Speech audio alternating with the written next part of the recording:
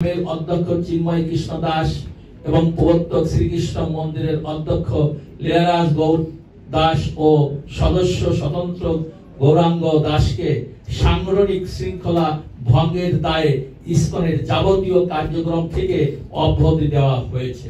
যাওয়া সহিংস ঘটনা এবং বিভ্রান্তিকর তথ্য প্রচারের প্রতিবাদ। প্রিয় সাংবাদিক বৃন্দ, আজ আমরা এখানে অত্যন্ত দুঃখজনক কিছু সাম্প্রতিক ঘটনার পরিপ্রেক্ষিতে একত্রিত হয়েছি। সম্প্রতি চট্টগ্রামের কোতোয়ালি থানাধীন হাজারীগলি এলাকায় হামলা, ভাঙচুর সহ সহিংসতার মতো অনাকাঙ্ক্ষিত ঘটনা ঘটেছে। আমাদের সবার প্রিয় বাংলাদেশে এমন ঘটনা সমাজের শান্তি ও সৌহার্দ্য ও নিরাপত্তার উপর বড় হুমকি হিসেবে দেখা দিয়েছে। অত্যন্ত দুঃখজনক ও নিন্দনীয় এই সহিংস ঘটনার প্রেক্ষিতে আন্তর্জাতিক কৃষ্ণ ভাবনামৃত সংঘ ইসকন বাংলাদেশকে নানাভাবে জড়িয়ে আমাদের ধর্মীয় ও সামাজিক ভাবমূর্তিতে ক্ষতিগ্রস্ত করার চেষ্টা চলছে।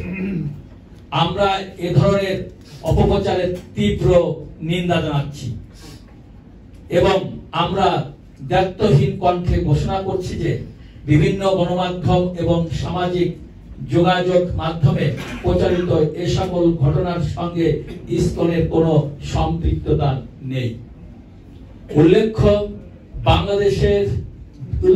বাংলাদেশ কেন্দ্রীয় ইসকন অনেক মাস আগেই চট্টগ্রামস্থ পণ্ডরিক ধামের অধ্যক্ষ চিন্ময় কৃষ্ণ দাস এবং প্রবর্তক শ্রীকৃষ্ণ মন্দিরের অধ্যক্ষ লীলারাজ গৌর দাস ও সদস্য স্বতন্ত্র গৌরাঙ্গ দাসকে সাংগঠনিক শৃঙ্খলা ভঙ্গের দায়ে ইসকনের যাবতীয় কার্যক্রম থেকে অব্যাহতি দেওয়া হয়েছে।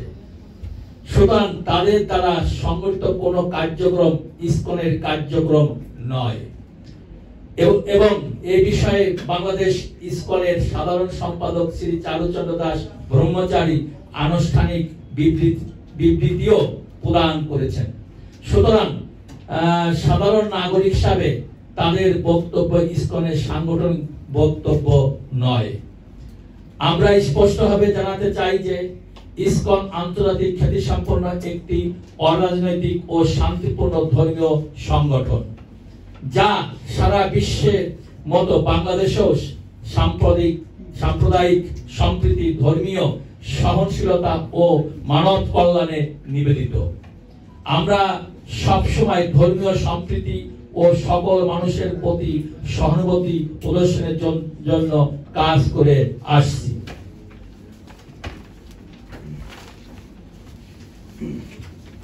কৃষ্ণ ও চৈতন্য মহাপ্রভু সর্বজীবে দয়া, প্রেম, সেবা ও অহিংস নীতির বাণী অবলম্বন করে ইসকন বাংলাদেশ কৃষ্ণ ভাবনামৃত প্রচার করছে। জাতি, ধর্ম, বর্ণ নির্বিশেষে সকলেই ঈশ্বরের সৃষ্টি এবং পরস্পরের প্রতি ভালোবাসা ও শ্রদ্ধা প্রদর্শন আমাদের নীতি। এজন্য ইসকন দুর্যোগকালে আত্মজনের মধ্যে উদারতার সহিত ত্রাণ কার্য ও সামাজিক সহায়তা পরিচালনা করে আসছে, যা সর্বমহলে প্রশংসিত হয়েছে।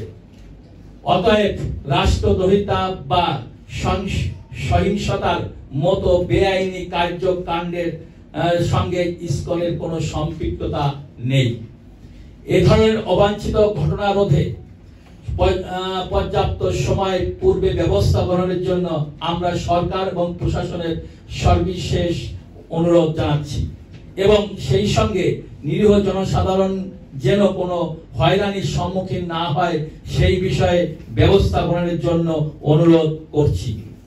সরকারের প্রতি আমাদের বিশেষ আহ্বান, তারা যেন দ্রুততম সময়ের মধ্যে যথাযথ তদন্তের মাধ্যমে প্রকৃত দোষীকে শনাক্ত করে কঠোর শাস্তির আয়তায় আনেন এবং যে কোনো ধরনের বিভ্রান্তিমূলক তথ্য প্রবাহ রোধে ব্যবস্থা গ্রহণ করেন। আমরা আশা করি সাম্প্রদায়িক সম্প্রীতি বজায় রাখার জন্য ভবিষ্যতে এ ধরনের ঘটনা প্রতিরোধ প্রশাসনের সর্বস্তরে কার্যকারী কঠোর ব্যবস্থা গ্রহণ করবে। ইসকন বাংলাদেশের সমুজ্জ্বল ভাবমূর্তি ক্ষুণ্ণ রাখার ক্ষেত্রে সরকার সহ সর্বমহলের ঐকান্তিক সহযোগিতা আমরা কামনা করছি। সর্বোপরি আমরা সবাই জানি বাংলাদেশ একটি অসাম্প্রদায়িক চেতনার দেশ। এখানে সকল ধর্ম ও সম্প্রদায়ের মানুষের জন্য শান্তিপূর্ণ সহাবস্থান একটি ঐতিহ্য। আমরা এই ঐতিহ্য রক্ষা করতে সর্বদা সচেষ্ট এবং আশা করি সকল বাংলাদেশী নাগরিক ও প্রশাসন এই ক্ষেত্রে সহযোগিতা করবেন। শান্তি ও সৌহার্দ্যের পরিবেশ বজায় রাখার জন্য ইসকন বাংলাদেশ সবসময় জনগণের পাশে থাকবে এবং আমরা সবাই মিলে একটি সুন্দর সমৃদ্ধি ও নিরাপদ বাংলাদেশ গড়ে তুলতে বদ্ধপরিকর। ধন্যবাদ। চারুচরণ দাস ব্রহ্মচারী, সাধারণ সম্পাদক, ইসকন বাংলাদেশ। আরেক ছিল এবং সেই পরিপ্রেক্ষিতে ওখানকার স্থানীয় জনগণ কোনো একটা দোকানে হামলা করেছিল, এটা শুনেছি। এবং তার পরিপ্রেক্ষিতে একটা সে তারপরে যার দোকানে হামলা করেছিল সে স্বীকার করেছিল যে আমি এটা করেছি। তারপরে পুলিশে খবর দেওয়া হয়েছিল, পুলিশ এসে তাকে উদ্ধার করে নিয়ে যায় এবং এরপরে স্থানীয় জনগণ শুনেছি একটু ক্ষিপ্ত হয়েছিল। সেই ক্ষিপ্ততার পরিপ্রেক্ষিতে এই ঘটনা ঘটে পরে পুলিশ আসে, মিলিটারি আসে, এভাবে একটা অনাকাঙ্ক্ষিত ঘটনা ঘটে যায়। এটা আমরা শুনেছি। মানে আপনারা মনে করছেন কিনা এটি একটি পরিকল্পিত কোনো ঘটনা? এটা আমরা বলতে পারবো না। বিভিন্ন সংবাদ মাধ্যমে বিভিন্ন রকম আসে, কিন্তু আমরা এটা বলতে পারবো না যে এটা কোনো পরিকল্পিত ঘটনা, এটা আমরা বলতে পারি না। 80 জন গ্রেফতার হয়েছে, এরা কি অপরাধী না নিরপরাধ? এরা আমরা জানা মতে এরা নিরপরাধী, কারণ ওখানে এলাকায় যারা ছিল তাদেরকে পুলিশ এবং মিলিটারি তাদেরকে ধরেছে। এটা ওরা বলেছিল যে এটা বিভিন্ন রকম স্লোগান দিয়েছিল, জয় শ্রীরাম, জয় শ্রীরাম বা এই ধরনের স্লোগান দিয়েছিল। এই জন্য তার পরিপ্রেক্ষিতে তারা এই ঘটনার সঙ্গে সংশ্লিষ্ট, এই জন্য তাদেরকে ধরা হয়েছে।